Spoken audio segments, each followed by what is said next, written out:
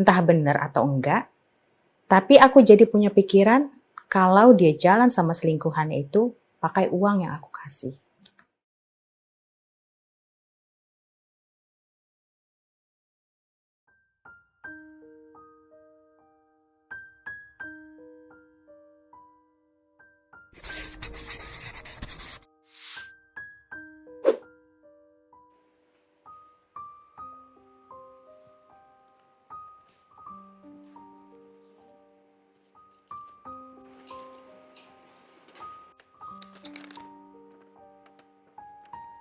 Mungkin cerita ini akan terdengar membosankan dan tidak menarik, tapi aku memilih menceritakan hal ini untuk memberikan kekuatan bagi siapapun di luar sana yang sedang berjuang menjadi caregiver.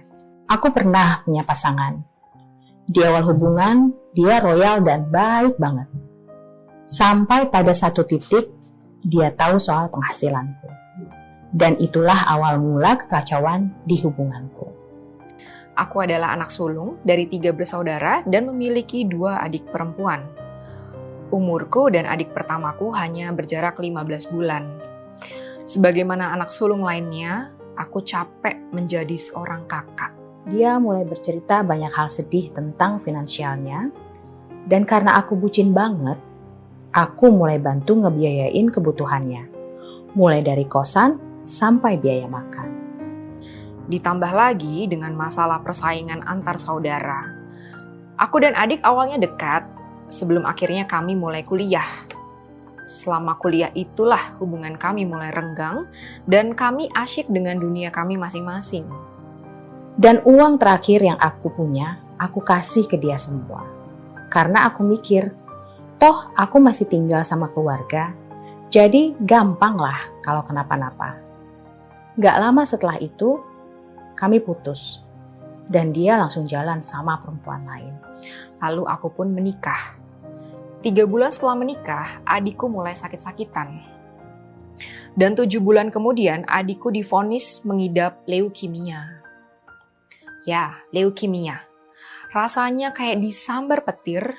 Dia menangis di dalam mobil dan aku cuma bilang, Nggak apa-apa dek, nggak apa-apa. Saat itu aku mikir, mereka pasti deket udah lama. Karena penasaran banget, aku kepoin mereka. Dan bener aja, ketemu komenan mereka di akun perempuan itu sekitar 2 minggu sebelum putus. Dan setelah aku kirim uang ke dia, entah bener atau enggak, tapi aku jadi punya pikiran kalau dia jalan sama selingkuhannya itu pakai uang yang aku kasih.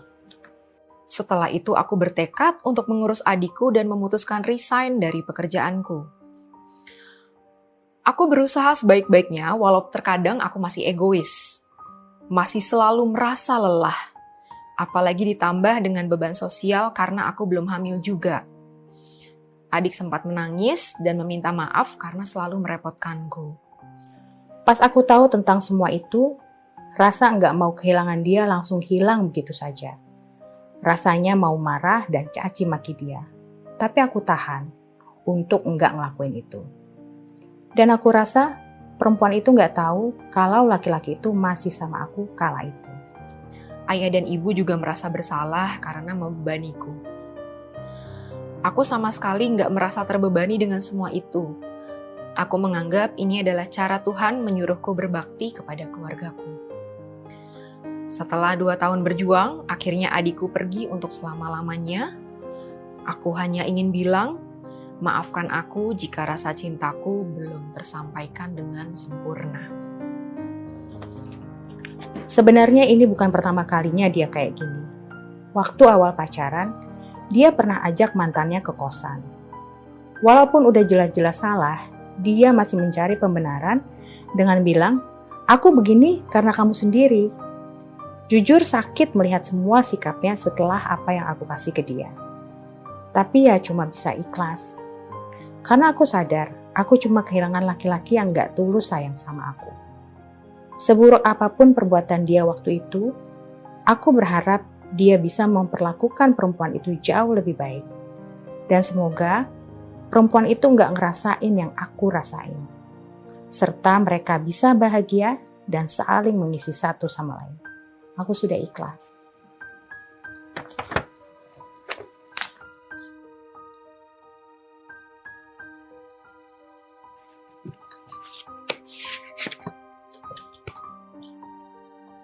Sedih ya? Sedih, yang ini hampir menangis. Iya. Itu apa ya? Itu sebenarnya kalau mau dibilang itu posisi yang pernah aku rasain karena aku anak pertama kebetulan.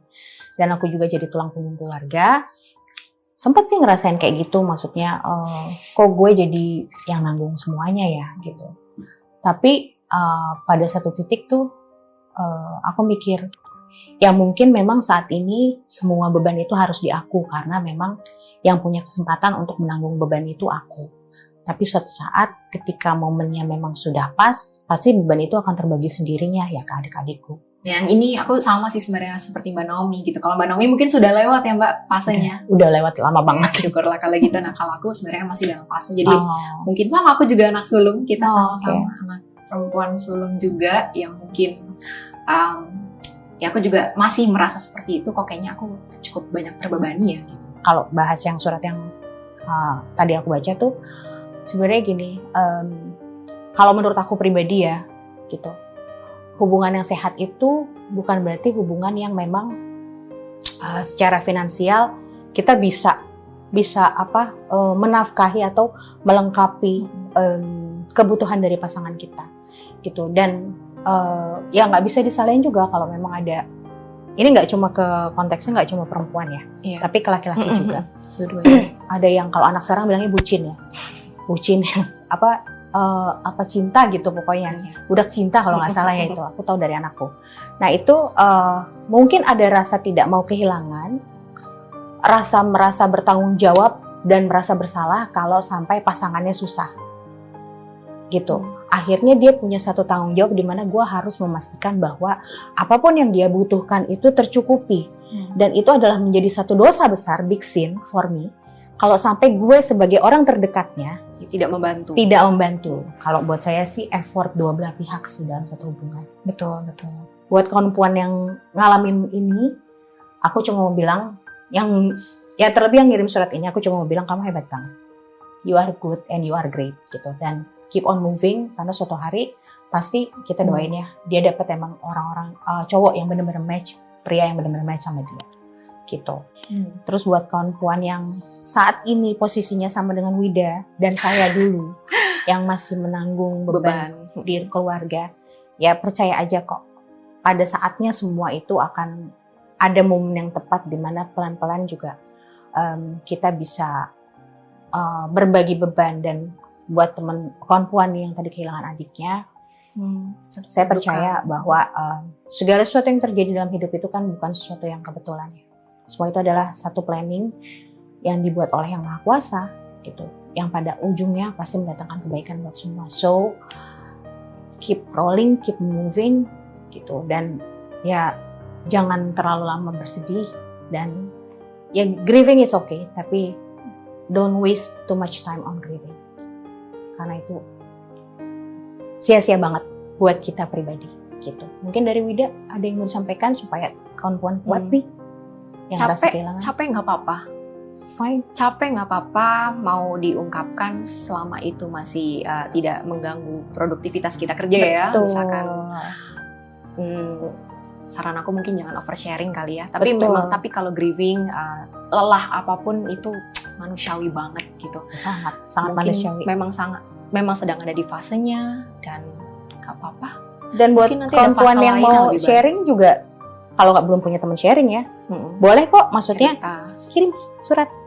Kamu merasa bahwa kamu cerita bingung nih mau sama siapa, atau kamu ngerasa kalau aku cerita kayak aku gak didengar ya, gak ada yang peduli.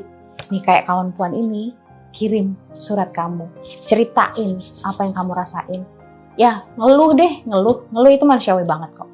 Kalau misalnya kawan-kawan di sini kita bisa kasih masukan atau apapun, pasti kita akan bacain surat kamu dan kasih masukan buat kamu. Tapi intinya stay strong as a woman, karena woman is the future of the world.